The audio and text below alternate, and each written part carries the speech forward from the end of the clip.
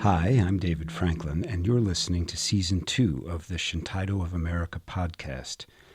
Shintaido, in case you haven't heard this word, is an amazing body movement practice, a dynamic and creative holistic health exercise invented by Japanese martial artists in the 1960s. Shintaido can be a way to open up to a deeper connection with ourselves, with our community, and with nature. In the first episode of Season 2, you're going to hear an interview with visual artist and Shintaido practitioner Mario Uribe.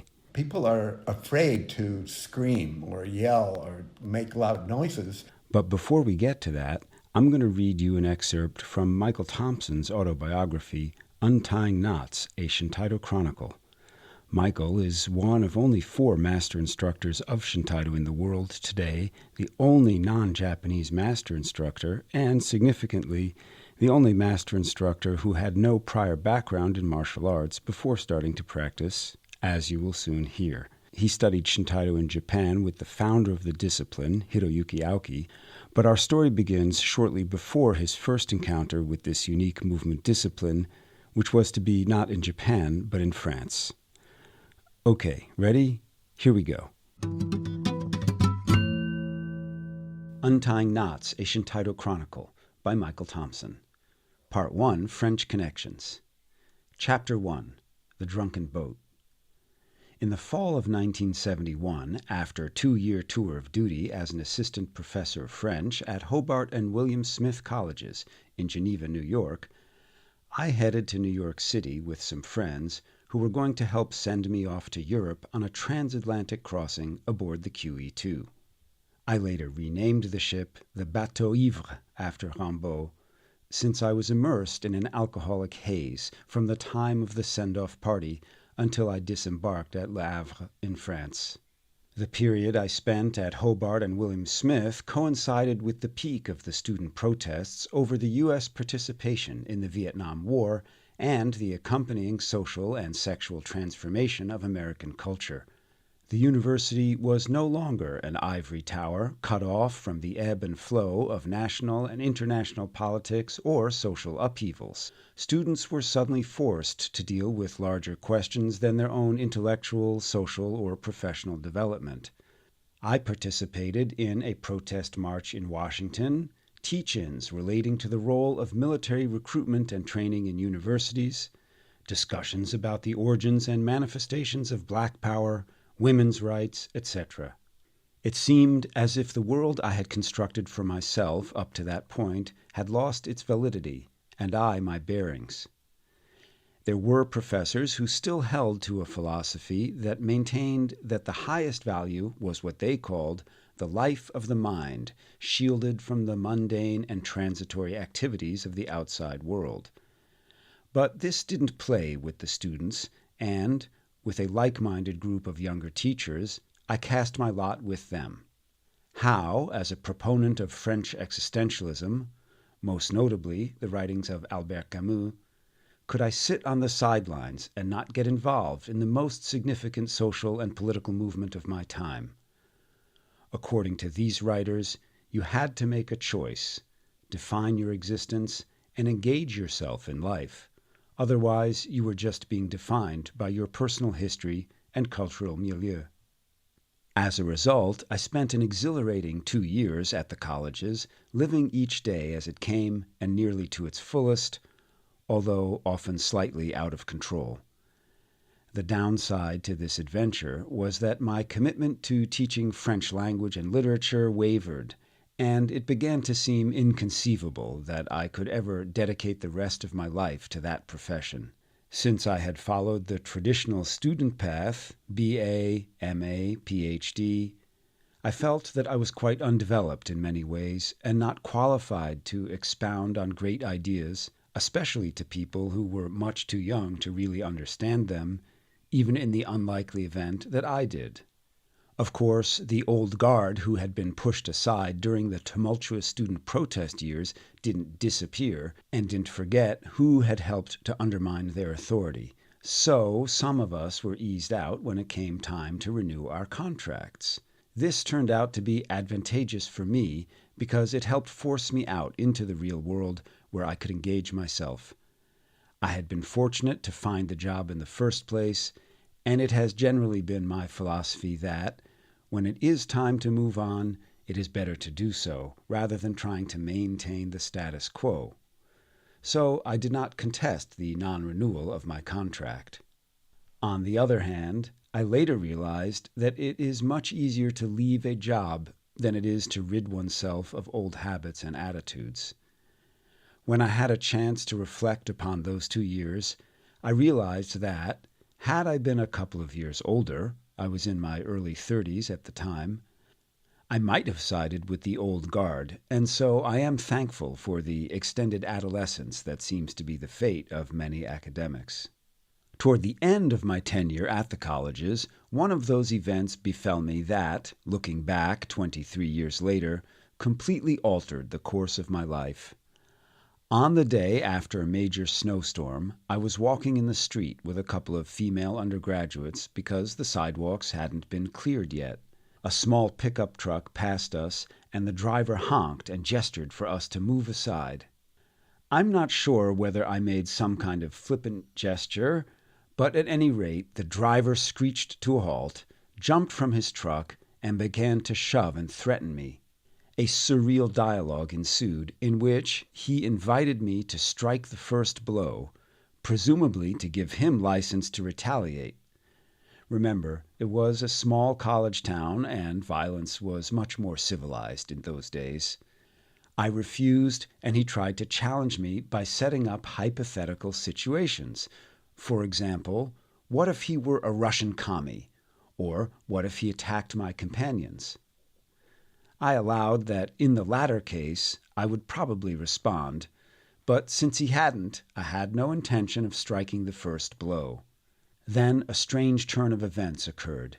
His feelings suddenly changed, and he invited us back to his place for a beer. We were so petrified of this madman that we accepted and spent an awkward hour listening to him berate his wife and generally bemoan his low station in life.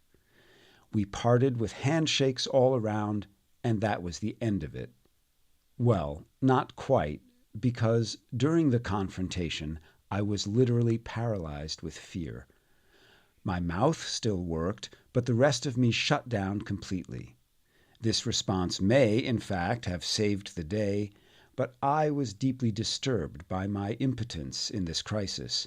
I understood that I had been in a situation which called for a fight or flight response, and I had felt incapable of carrying out either alternative. This episode brought to mind a previous life crisis, a few years earlier, which featured self-induced and reinforced panic attacks. I was convinced at the age of 29 that I was suffering from some form of heart disease, and the sensation of my own heartbeat, which seemed to reverberate throughout my body, terrified me, serving to drive my blood pressure and pulse rate through the ceiling. This vicious circle reached its zenith in a bar in Buffalo, New York, when I realized that even if I didn't die of heart failure, I was sure to drive myself crazy. I stumbled home and, like the old Indian chief in the film Little Big Man, lay down and asked my Maker to take me away.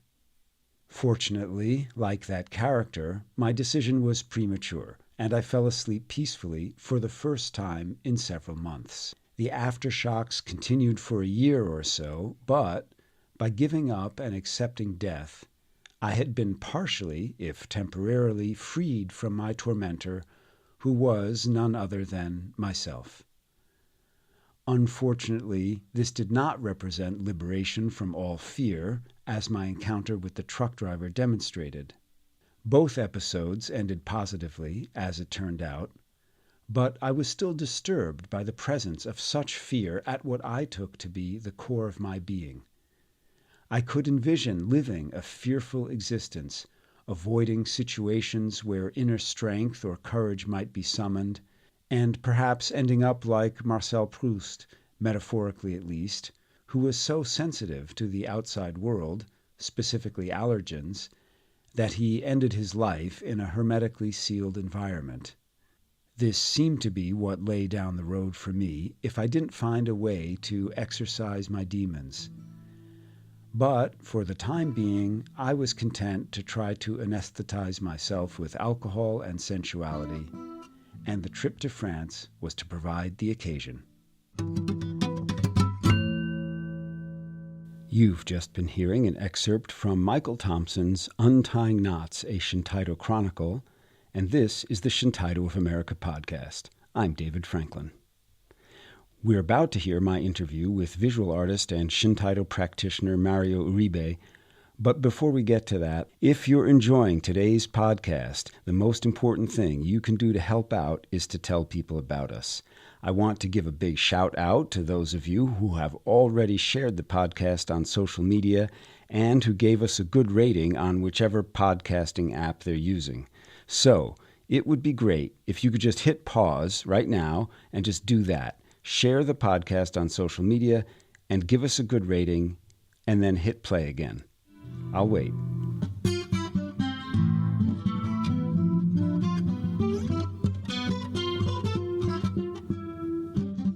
Okay, thanks.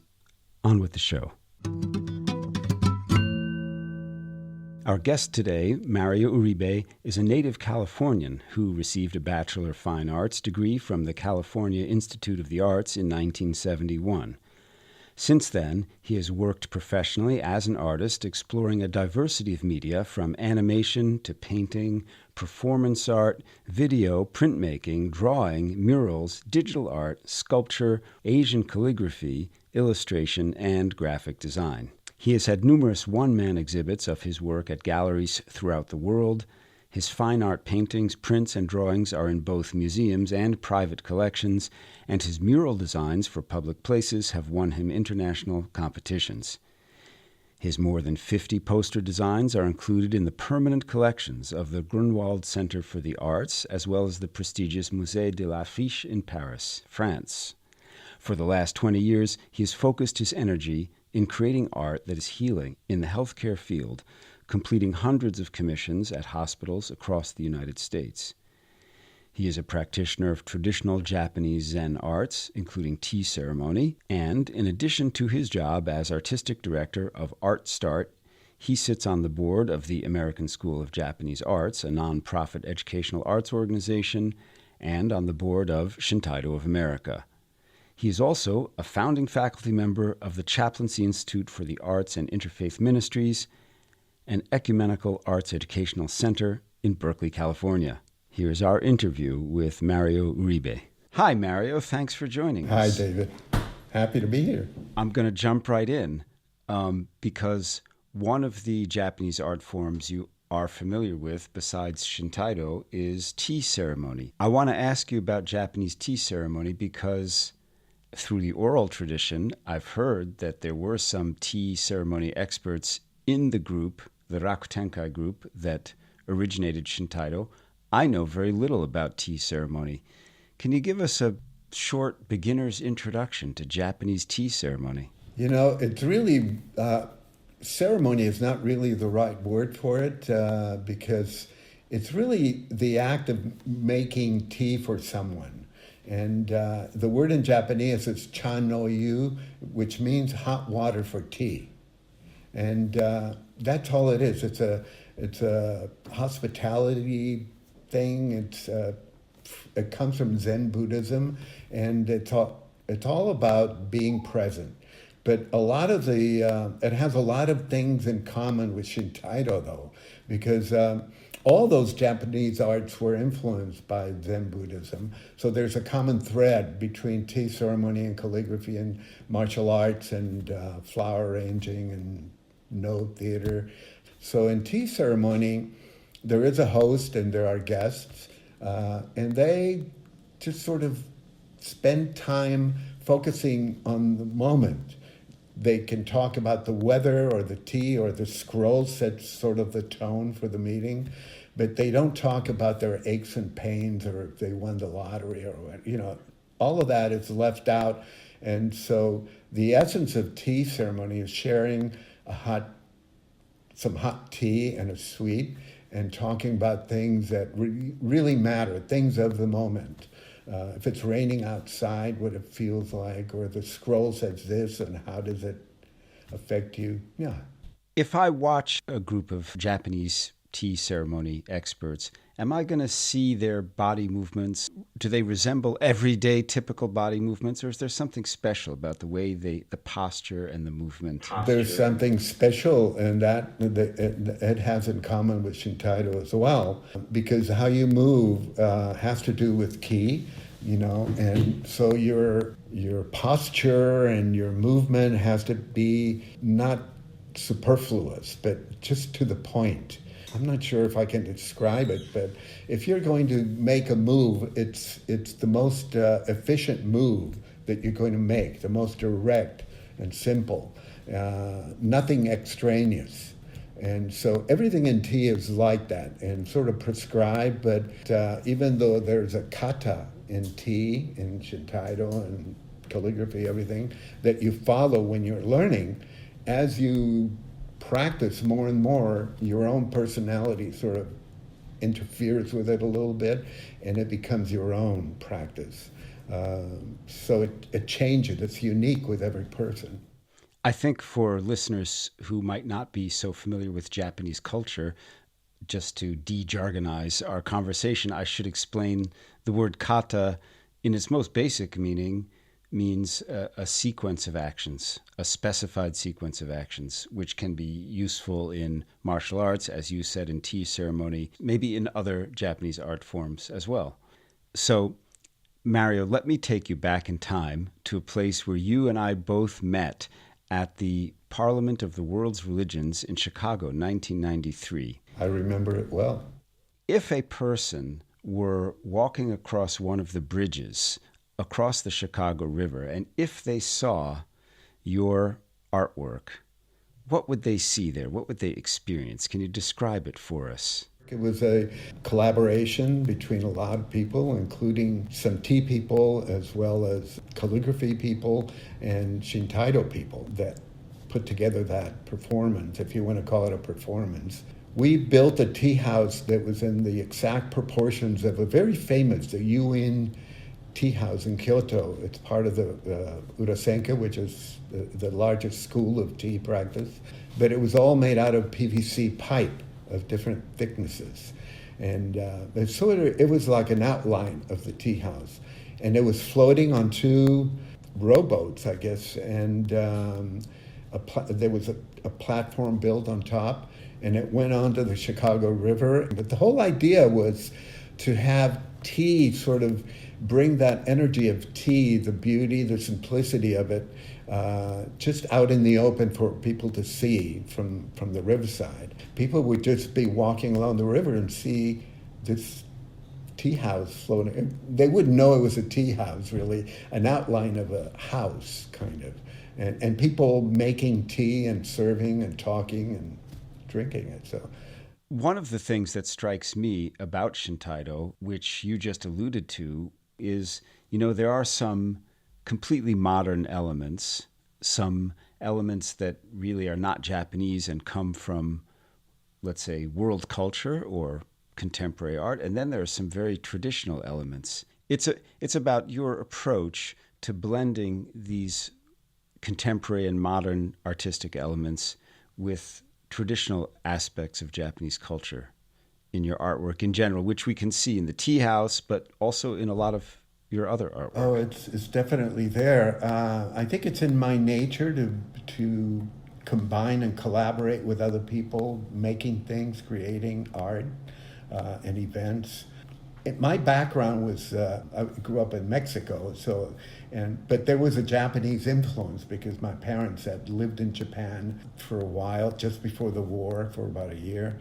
So that has been an influence in my artwork, because artwork is all I've ever done. That's all I wanted to do, and that's all I'm still doing. So I think that the Japanese influence, as well as my traditional sort of Western education and upbringing, a fusion of the two was the result. My artwork, my expression was a fusion of those two things, of some very traditional Asian sort of philosophies and way of doing things, and the Western, and they're totally different. They're totally different because in art school and Western teaching, you want to make things look good.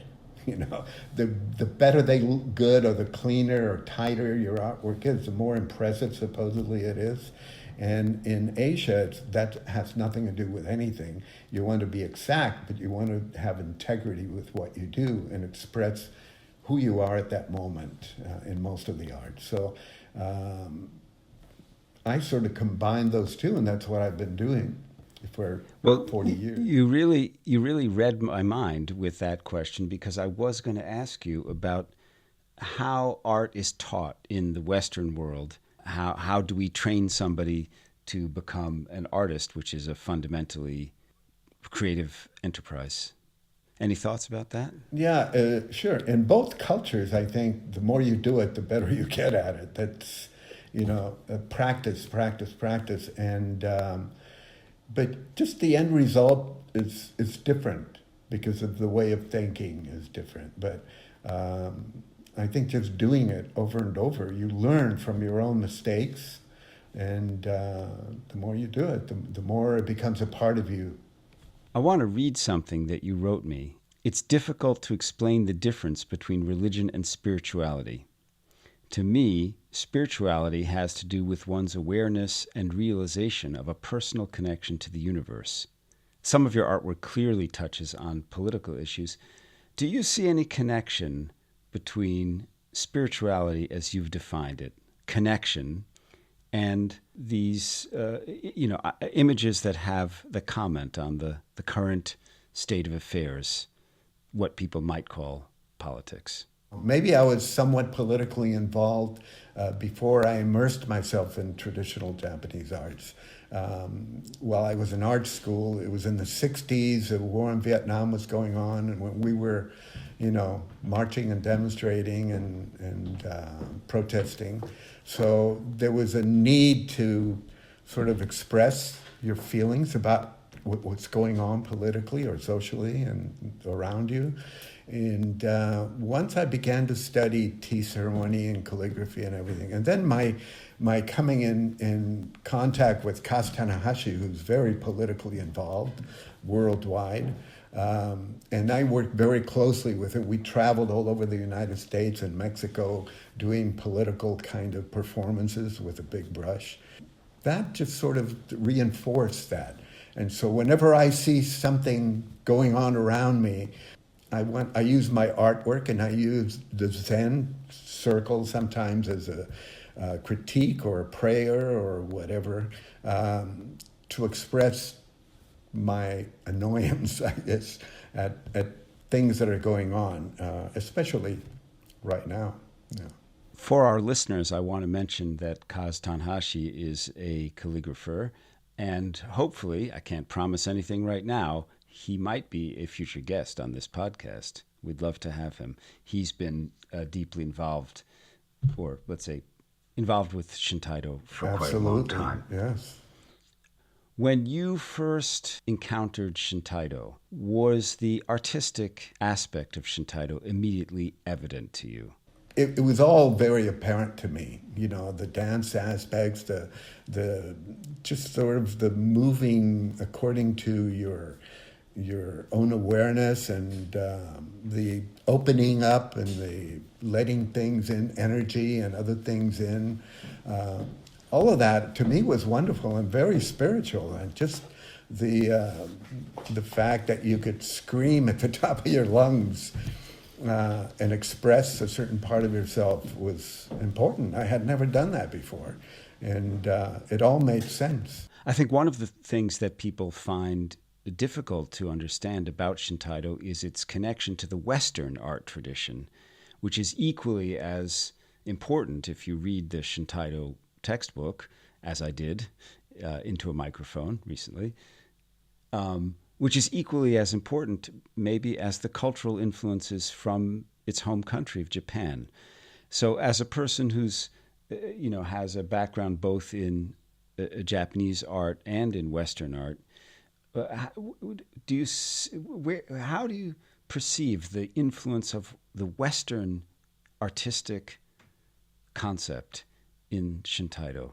I think that mostly because Shintaido is about opening and letting things in, and expressing yourself and growing out. And I think that you can't do that if you limit yourself to just one way of thinking or only one way of doing things, that you have to be open to more than one perspective. And I think Shintaido does that. So let me just ask one more question. You were talking about using some Shintaido movements when you teach art. Is that right? Absolutely, because it relaxes people and it opens them up and it lets them express themselves, especially the voice. People are afraid to scream or yell or make loud noises, but Shintaido just kind of, you practice. So I would always begin the class with Tenshin Goso. We'd do some warm-up exercises. It was like a Shintaido class, really. And I'd get them all loosened up doing Tenshin Goso. And I said, don't make any sound. Just make believe you're making sound. And then we'd start quietly making the sound get louder and louder. And by the end, they were screaming, and they loved it because it's sort of a... well, it's a kind of catharsis for many people. Yeah, it is. And it's a way to let out a lot of stuff. And so I've used that. The seaweed exercise was another one. And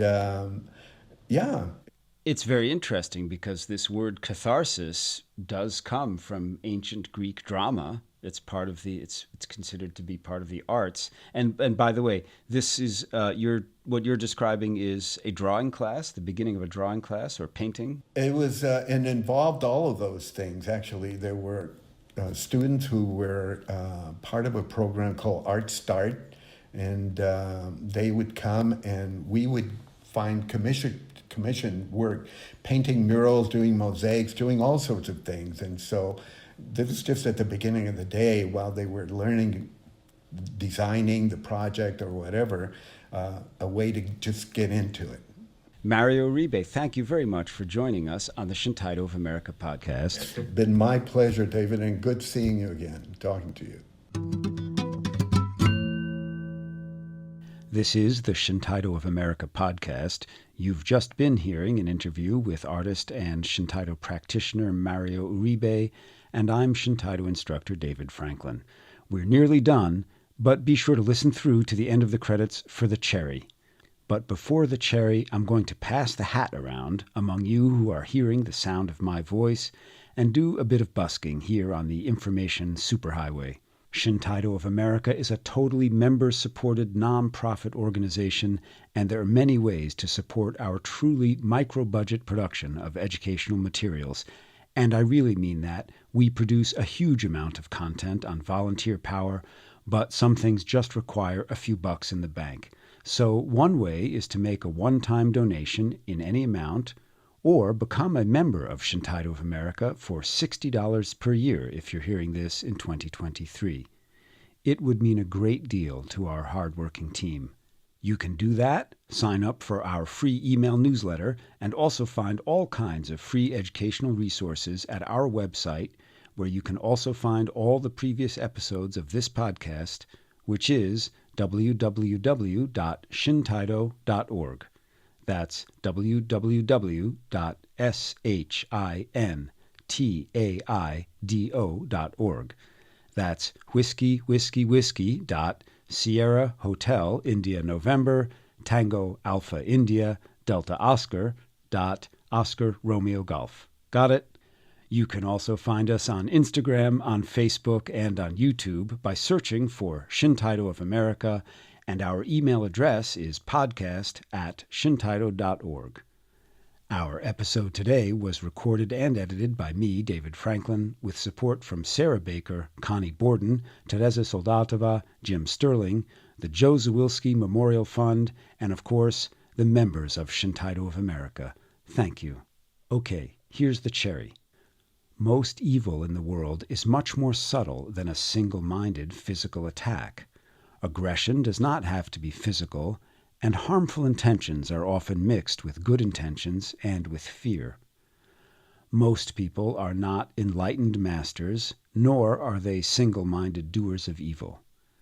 In most of our interactions with real people, the possible outcomes are much more nuanced and varied than life versus death. This gives us a great advantage over the ancient samurai warriors. It may be possible to destroy the evil and leave the good. That was a quote from psychiatrist and Shintaido practitioner Michael Bogenschutz, MD, from an article titled Confronting Evil in Body Dialogue, the Shintaido Journal, issue number 9. And guess what? You can find back issues of Body Dialogue at our website, www.shintaido.org. Thanks for listening to the Shintaido of America podcast. Contents of this podcast copyright Shintaido of America 2023. Shintaido, opening to life.